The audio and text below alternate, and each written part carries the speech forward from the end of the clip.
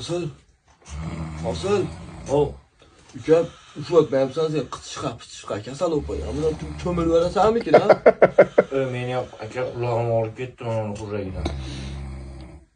Bu bas qo'shib otishni o'rganib oldi xurragi. Qulog'imdan narsa qolyapti. Qo'yapti. Turmaysanmi aka?